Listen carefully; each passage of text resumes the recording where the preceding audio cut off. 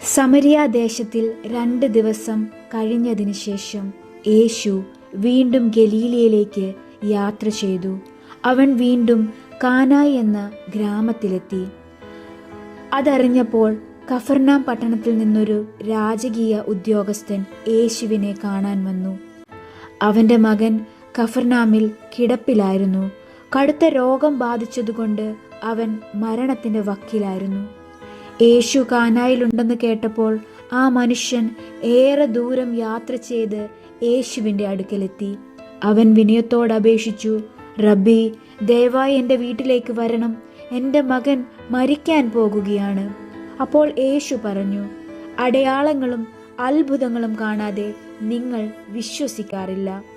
പക്ഷേ ആ പിതാവ് വീണ്ടും അപേക്ഷിച്ചു, റബ്ബി, എൻ്റെ കുഞ്ഞ് മരിക്കുന്നതിന് മുമ്പ് നീ വരണം. അപ്പോൾ യേശു അവനെ നോക്കി പറഞ്ഞു, പോവുക, നിന്റെ മകൻ ജീവിക്കുന്നു. ആ മനുഷ്യൻ യേശു പറഞ്ഞ വാക്ക് വിശ്വസിച്ച് വീട്ടിലേക്ക് തിരിച്ചുപോയി. അവൻ കഫർനാമിലേക്ക് പോകുന്ന വഴിയിൽ അവൻ്റെ ദാസന്മാർ അവനെ കണ്ടു. അവർ സന്തോഷത്തോടെ പറഞ്ഞു, യജമാനനെ, നിങ്ങളുടെ മകൻ സുഖം പ്രാപിച്ചു.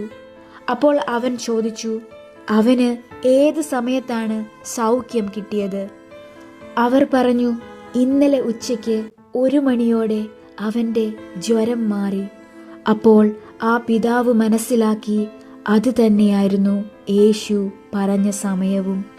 അന്നു മുതൽ ആ മനുഷ്യനും അവൻ്റെ കുടുംബം മുഴുവനും യേശുവിൽ വിശ്വസിച്ചു. ഇത് യേശു ഗലീലയിൽ ചെയ്ത മറ്റൊരു വലിയ അടയാളമായിരുന്നു. അതിനുശേഷം യേശു ഗലീലയിലെ കഫർനാം പട്ടണത്തിലേക്ക് പോയി. ഒരു ശാബത്ത് ദിവസം അവൻ സിനഗോഗിൽ ചെന്ന് ജനങ്ങളെ ഉപദേശിക്കാൻ തുടങ്ങി.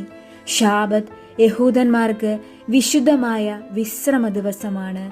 ആ ദിവസം അവർ സിനഗോഗിൽ കൂടി ദൈവവചനം കേൾക്കുകയും ദൈവത്തെ ആരാധിക്കുകയും ചെയ്യും. അവിടെ യേശു ഉപദേശിക്കുമ്പോൾ ജനങ്ങൾ അവൻ്റെ വാക്കുകൾ കേട്ട് അതിശയിച്ചു. കാരണം അവൻ സംസാരിച്ചത് വലിയ അധികാരത്തോടെയായിരുന്നു. അപ്പോൾ സിനഗോഗിൽ ഒരു മനുഷ്യനുണ്ടായിരുന്നു. അവനെ ഒരു അശുദ്ധാത്മാവ് ബാധിച്ചിരുന്നു. യേശുവിനെ കണ്ടപ്പോൾ അവൻ ഉച്ചത്തിൽ വിളിച്ചു പറഞ്ഞു, നസ്രായനായ യേശുവേ, നിനക്കും ഞങ്ങൾക്കും എന്ത് ബന്ധം? നീ ഞങ്ങളെ നശിപ്പിക്കാൻ വന്നതോ? നീ ആരാണെന്ന് എനിക്കറിയാം, നീ ദൈവത്തിൻ്റെ പരിശുദ്ധനാണ്. അപ്പോൾ യേശു അവനെ ശാസിച്ചു പറഞ്ഞു, മിണ്ടാതിരിക്ക്, അവനിൽ നിന്ന് പുറത്തേക്ക് പോകുക. ഉടനെ ആ അശുദ്ധാത്മാവ് ആ മനുഷ്യനെ ജനങ്ങളുടെ നടുവിൽ ശക്തമായി തള്ളി വീഴ്ത്തി. ഒരു വലിയ നിലവിളിയോടെ അവനിൽ നിന്ന് പുറത്തേക്ക് പോയി. പക്ഷേ ആ മനുഷ്യന് ഒരു കേടുപാടും സംഭവിച്ചില്ല. ഇത് കണ്ടപ്പോൾ അവിടെ ഉണ്ടായിരുന്നവർ എല്ലാവരും അതിശയിച്ചു.